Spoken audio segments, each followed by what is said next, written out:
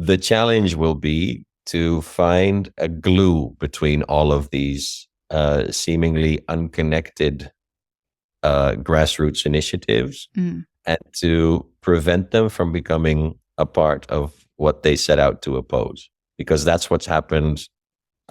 That's what's happened up to now. Anything big will at some point get swallowed because of what we talked about previously, because there not being a strong enough culture and company structure to withstand that. But what I'm most excited about as that type of glue is that we are finding the people who want to provide the finance, the money for these dispersed businesses with the right values to thrive, to solve their cash flow problems, which is what in the end drives people to consolidation more than. This episode is proudly brought to you by Mapper Forward's workshop, It's Time to Become a Coffee Consultant. Learn how to diversify your revenue streams and create freedom from your day job while saying goodbye to that alarm clock forever by becoming a consultant within the coffee industry or directly to consumers who have shifted towards home brewing and home roasting. Protect your income from challenging times in the coffee value chain by taking this course today. Go to mapperforward.coffee/workshops or click the link in the show notes for details. Welcome to the Daily Coffee Pro by Map It Forward, friends. I'm your host, Lee Safar, and this is episode 5, unfortunately, of a really great 5-part series. I say unfortunately because there are some series that I wish that I was a member of the audience listening to the conversation, because I know how you guys are going to feel hearing this conversation with Lennart, and this is one of those series. So Lennart, right from the onset, thank you for such a wonderful discussion. It is really refreshing to hear a trader speak with the openness that you've spoken with.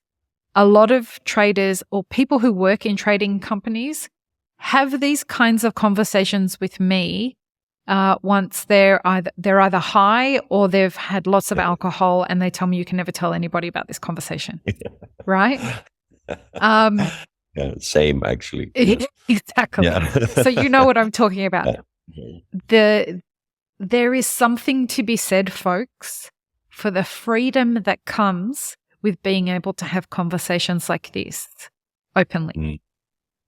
I wonder, Lennart, before we start talking about how you're going to experience the volatility of 2025 and beyond, I would love to ask you, as somebody who has the same kind of freedom as I do to speak about what you do, I'd love you to talk about what that feels like. It's amazing. It's what gives drive and energy to all the outward and internal communication. Transparency is it keeps filtering through internal layers of bullshit. And there's no need for politics ever. Politics is creating a story. What do we want to say outward, inward, and all of that creates layers and levels of stress that thankfully we don't have. But we are realizing every year more and more how we can be more transparent, how it's actually weird that we're keeping information inside, because that's just the norm. That's how we're programmed in this sort of in this system. So it's still peeling off. It's still peeling off all these layers. But it feels amazing. How do you feel about profit? It's great. It's essential. Isn't it? It's essential. You cannot be a healthy business if you need to be ashamed of profit, IV dripped with something external all the time. You know, that's why I don't like the way NGOs function. That's why I don't like, then you have to constantly hold your hand open to some external source of money, which there's no dignity in that. No, and that creates room for sacrificing values again, right? Because then it's the donor who's telling, who's calling the shots in one way or another. The only way to have true independence is to make profit, and it's the best test for your business model. It's the reason why producers listen to us and work with us and adhere to our ideals. They know it's real because every year our orders are getting more, are getting bigger. So it's not just some, idealistic white dudes trying to do something different. It might have been in the first 1-2 years, but at some point it takes off. And that's the best. Yeah.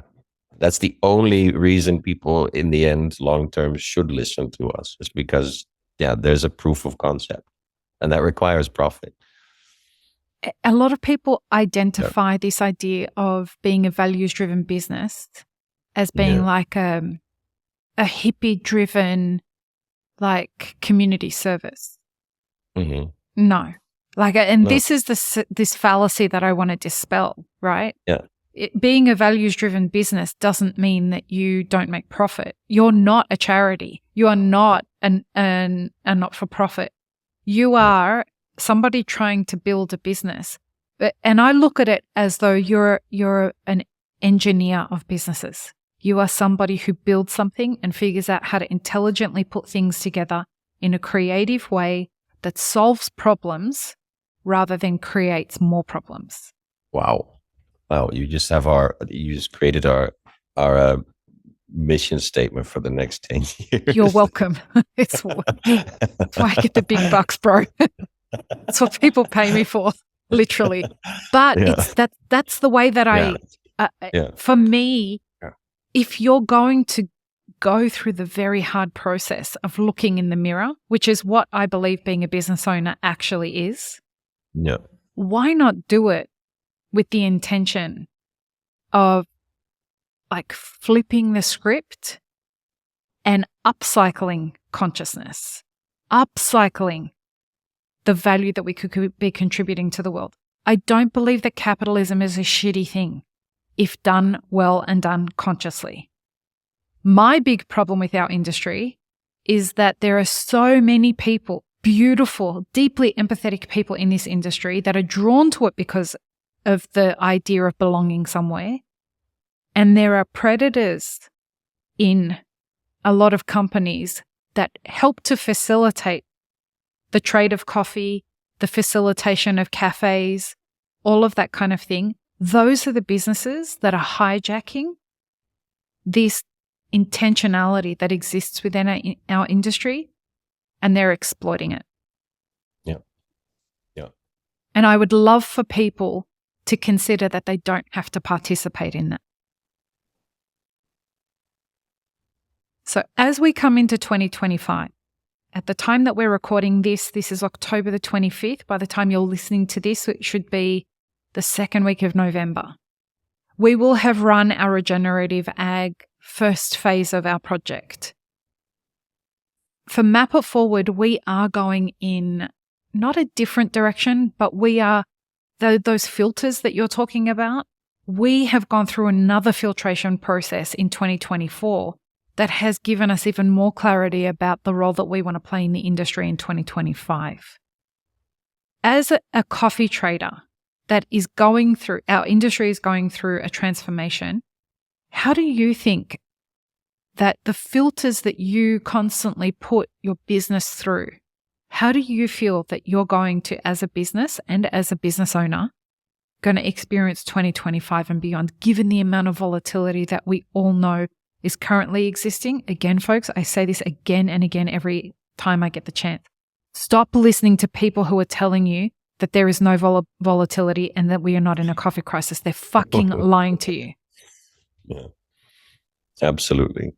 Yeah. That they are trying to trick you into believing everything is fine so that you will continue to spend your money with them and buy their education courses and buy their coffee machines and buy their bullshit. Stop listening to them. Back to my question. Lennart, how do you see 2025 and beyond for a business like you? Well, we're seeing the whole thing kind of start to fall apart. We see the biggest stress on the relationships that we have, we've had for a long time, since the start of this site up. So because of high prices, are the producing organizations that we work with, they might have sold their coffee elsewhere, or not. It's not that we know the farmers personally in most cases, right? We have the relationship with the we call them the local hero, the person who has the relationship with the communities and with us, who's a part of that local community. But they are for them to have to convince farmers to work with us. They signed a contract at a certain price. Prices are higher than what we're paying. To have not sold it elsewhere, that's a very hard conversation to have. Like, to tell people who are usually either dirt poor, like in Congo, in Uganda, in Rwanda, places where we work, to choose for a lower price. I mean, that's even unethical in a way, And it's at the same time, we supported them throughout this with stable prices. So in many cases, there is a you need it? Yeah. So he's come to get my charger. It's the way you guys roll in Europe, right? Anyway, exactly. go on.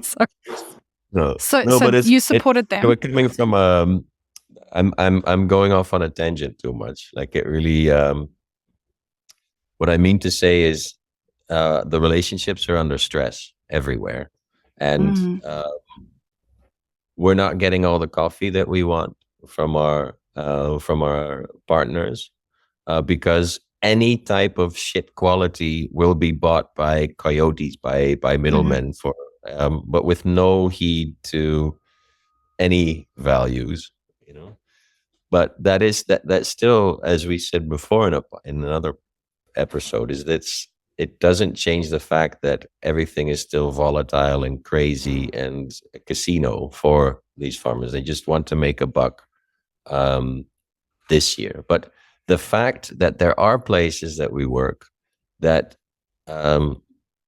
choose for the relationship model, understand that we are providing an economy of peace. We know, like, tell us what you want to earn. We can probably match whatever is going on, but at least, keep to that, Right. And in 1 year, 2 year, 3 years, tell us how much you want to increase in price. But we can get that together. We can get that together as a value chain with a plan. We have the long-term relationship with both sides of the customer. So our work is really getting everyone together in this time of crisis and saying, do you want to keep being in this casino even though the prices are up this year, or do you want to create this economy of peace together and provide an example also for the rest of the world? So that's the work, and it's hard work because you're looking at cultures, you're looking at ethical considerations, everything. Yeah. What role does the consumer play in this volatility?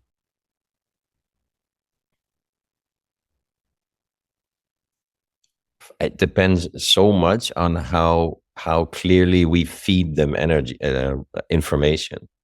How will they know? How will they know what's going on if we don't really talk about any kind of alternative? Because they're getting all their information from the news, from the big guys, the corporates, the one that hijack their attention spans. Exactly, and those are the ones who are buying up all the coffee, and they're the ones that are raising prices. In the end, it might be a good thing, because if there's more money now, then maybe there's more money for the relationship model in the long run. But I see it mostly as information imbalance. We need to get the alternative message out there. With EUDR, instant coffee has been excluded. So it sounds like what's going to happen is that the number one coffee that's consumed around the world doesn't need to be held to the standard of all the other actual coffee. And Andrew Hetzel, who the series aired last week, for when this was this, it's the way that they got around it is that they classified the tariff number for instant coffee different to everything else. It seems to me that an interesting part of the consumer journey post the implementation of EUDR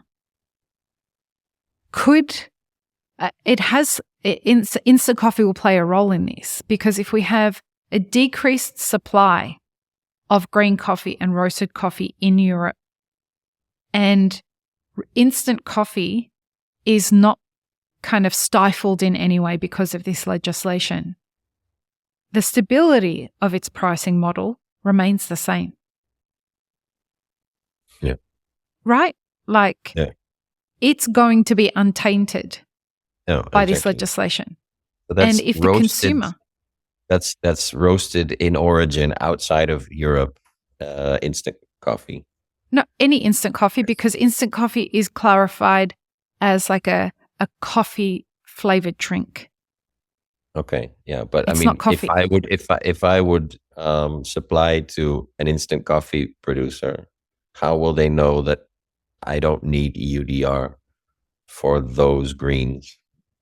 So if the instant is made inside Europe, that's obviously a different story. Yeah. Okay. But so most instant coffee is actually created at origin. Like in India, they have an enormous amount of instant that's done at origin in India.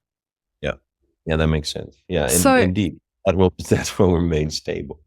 So it's going to be interesting to see, and it's why I ask you about the role that the consumer is going to play in the volatility of coffee trading in 2025 and beyond, or let's say post EUDR, because a drop in supply and what is seeming to be an increase in demand for coffee in Europe over the past couple of years, the scarcity of that supply will drive the price up. Yeah. Are people going to, and we're clearly speculating here, but what do you anticipate is going to become the consumer behavior? Will we see people be relegated to being open to instant coffee? And then perhaps they've tried it a couple of times, they're used to the flavor, look how much cheaper it is. Is that going to be where people flood to? What's going to happen to the chains, the big chains? Like Pret a Manger, I don't know if you know that they changed, the brand Pret a Manger? Yeah. Did you hear about the subscription model that they used to have? It's fucking asinine. When I was living in the US, Pret a Manger announced this program where you could you could pay a subscription every month and you could get up to 5 coffees a day for that subscription. And I believe at the beginning of that, it was $10 or $9.99 a month. And you could get up to 5 coffees a day at their cafe.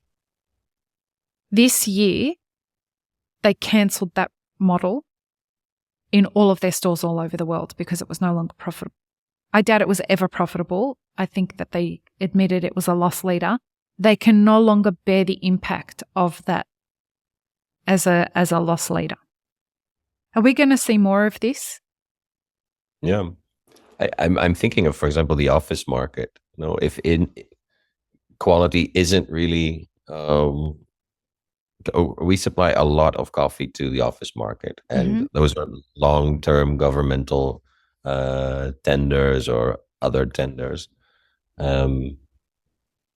If at any scale in offices, I mean, it's basically coffee is a cost. So if those costs become too high, maybe they will just resort to instant coffee. I don't know. But that's a huge part of the market. I mean, a lot of people, especially in the Netherlands, people drink so much coffee at work. Do they drink instant coffee or do they drink filter coffee? Drink from machines. They drink from fully automatic machines. So does this have the potential to completely transform the market and increase the sales of instant?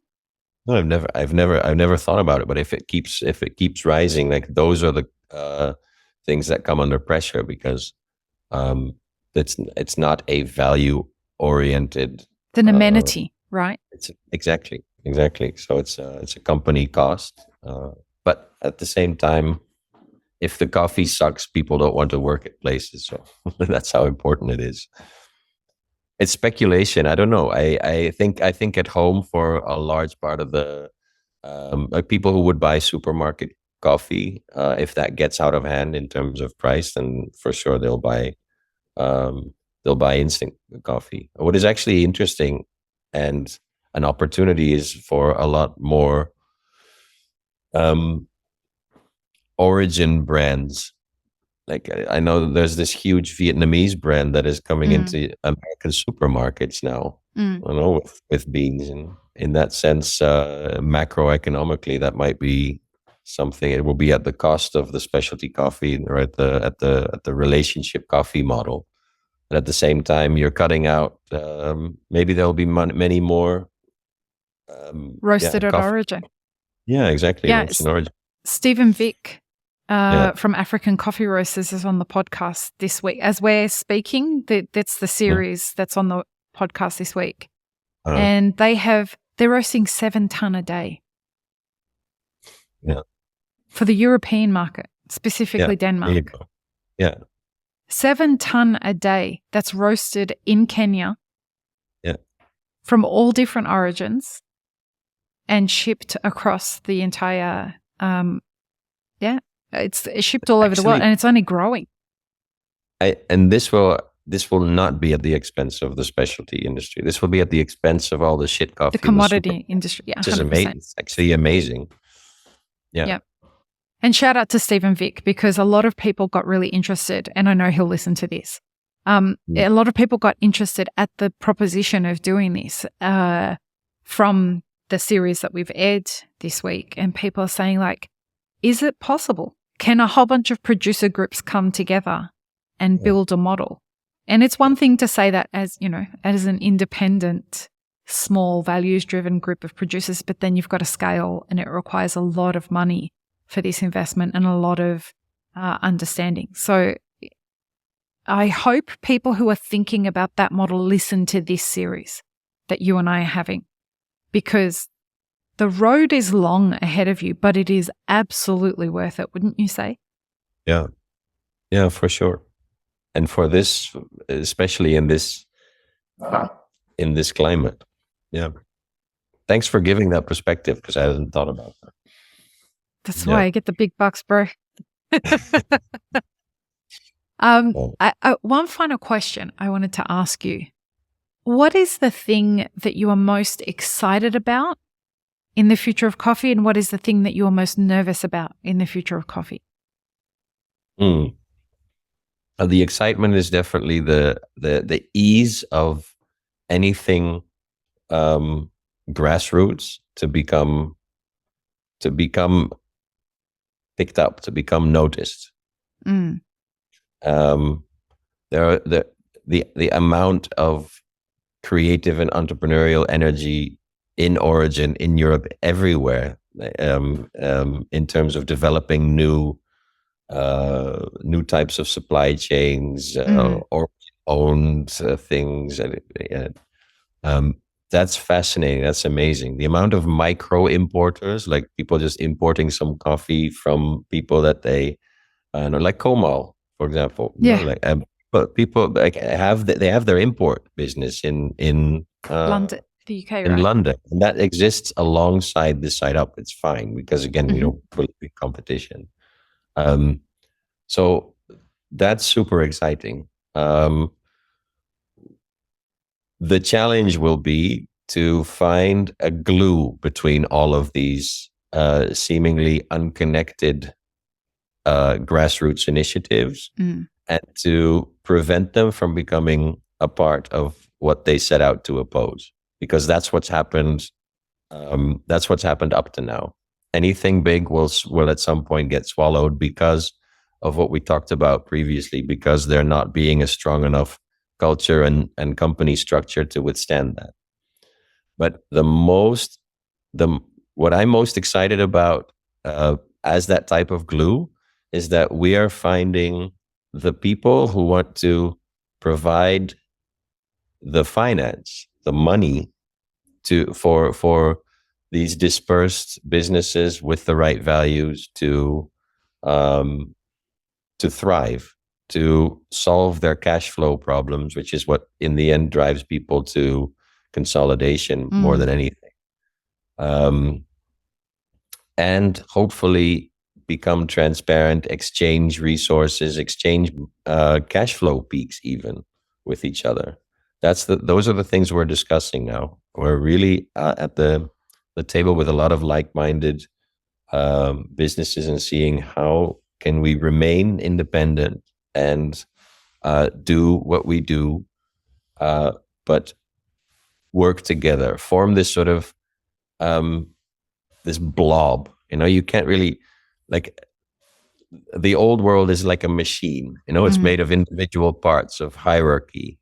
This new thing that we're created is kind of a blob. You take one thing out and it will still function. Everything is kind of independent, headless, is able to function separately as well. So again, the biggest the threat or the biggest fear is that these small things will just end up in the hands of an ever more consolidated, unified whole that calls all the shots in coffee, because that's exactly where it's going. I'd love to say something to that. If we were 5 years ago, I would believe that the chance that would happen would be high. However, the reason that I don't think that is most likely to happen now is because the entrepreneurs of this generation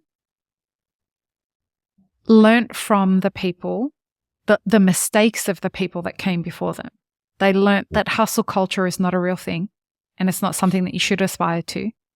They've also learnt that when you approach a business with a short-term mentality, the juice is not worth the squeeze. And I think that people that are building for now, a lot of those people have children who have a different perspective on the future than what we did when we were children.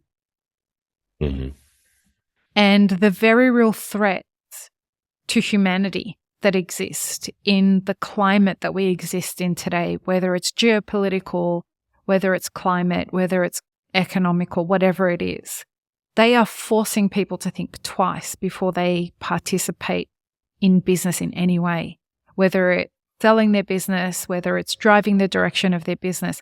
So what I love about this, and living in Dubai has taught me this very clearly, you can very clearly see the difference between a piece of shit and a diamond.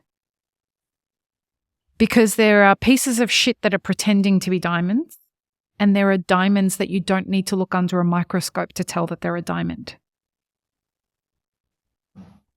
And I am very grateful that we live in a time where that's starting to become a very clear reality.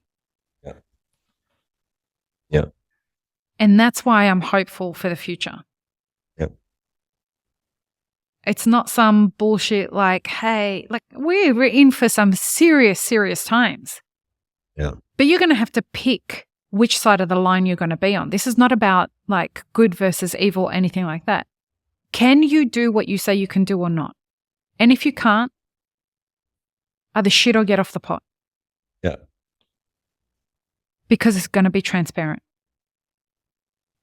And for somebody like people who run values-driven businesses, we're so excited about that time coming because we're not afraid of what's going to happen.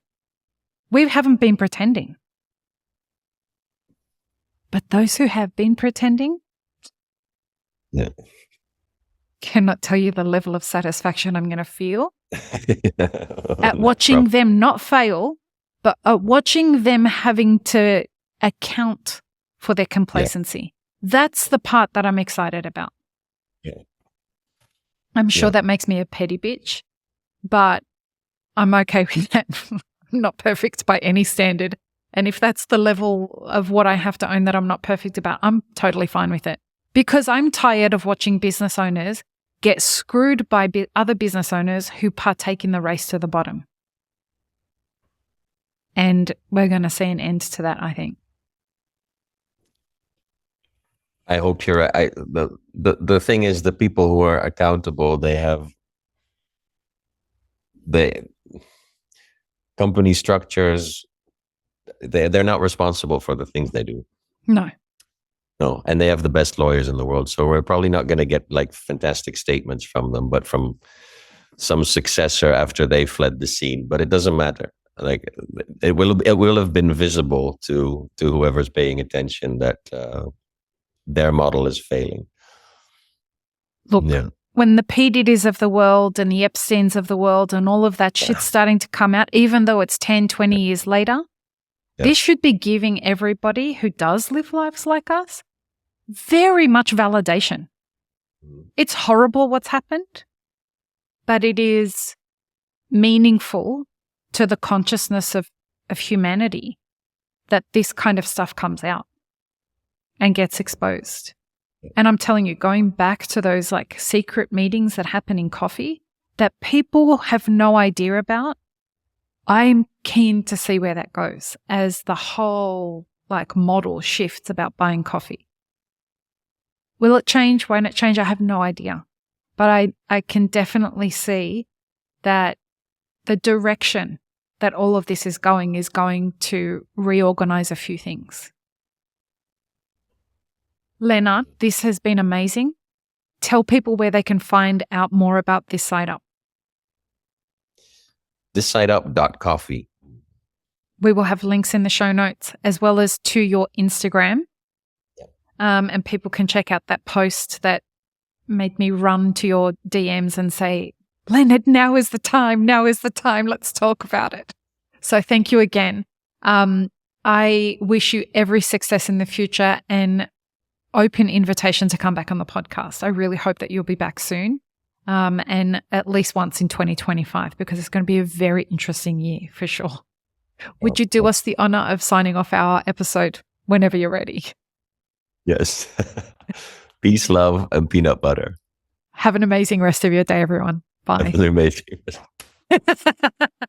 I really hope you enjoyed this episode, friends. Please don't forget to show us some love by subscribing, liking, commenting, and most of all, sharing this podcast with your friends.